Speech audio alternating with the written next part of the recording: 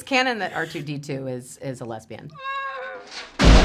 Everybody's favorite Star Wars show is back in the news as the self-proclaimed gayest Star Wars show ever, The Acolyte. Their creator, former assistant to Harvey Weinstein, Leslie Headland, decided to do an interview where she divulged the secrets behind why the show was canceled and was such a public humiliating failure.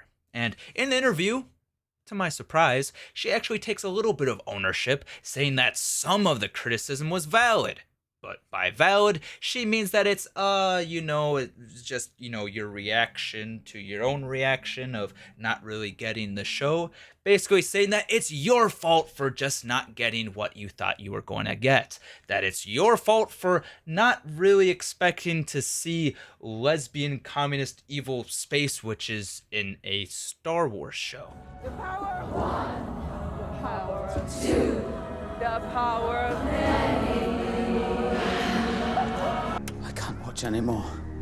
But she also doesn't just blame you. She says a lot of the blame needs to go to YouTubers for setting the tone for how the show was received. Saying that she did, respect some of the YouTubers. Oh, but the rest are just a bunch of opportunistic snake oil salesmen who are racist and fascists. And you know what? This sounds a bit familiar because Leslie Headland, she decided to have her main lead, Amanda Stenberg, who not only got to play the main character, but both main characters, as she had one woman play twins because, she thought that was a really neat idea. And so Amanda Stenberg, as the show was releasing, she decided to release a diss track rapping about how everybody is racist, and she decided to twerk on us because that really is a good PR move.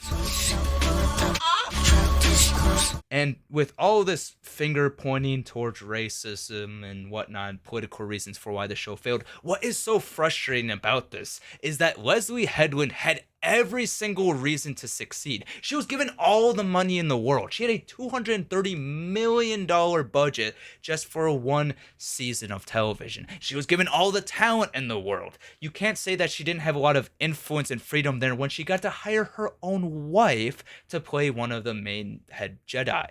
And she got to play with one of the most important IPs in the world, one of the most important film franchises ever with Star Wars. She had very little studio interference, and yet she still wet the bed.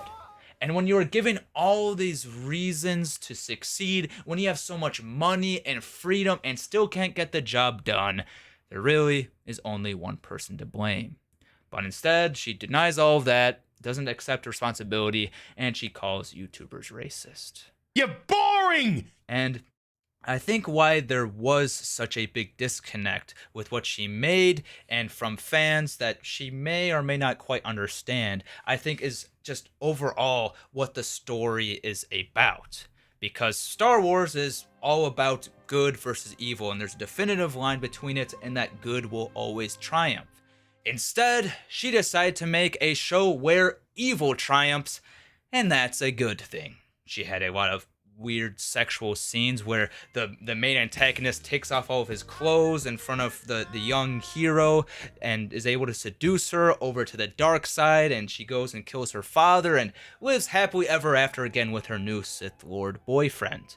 And this isn't just me reading into it, this is actually what they themselves say is the point of the story. There's one interview where one of the main actors, who also takes off his clothes a lot in the show, he says that the best part about Star Wars is that there is no good or evil.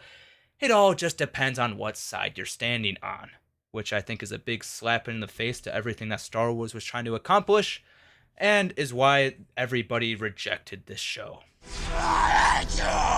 And with all of this nonsense surrounding this show, I really feel like there's only one genuine reaction I'm ever going to have to this show, and that's that I will always be the first one in line to sign the petition to #renew the Acolyte. Thanks for watching DUCKFINDER on YouTube. For more premium content, subscribe.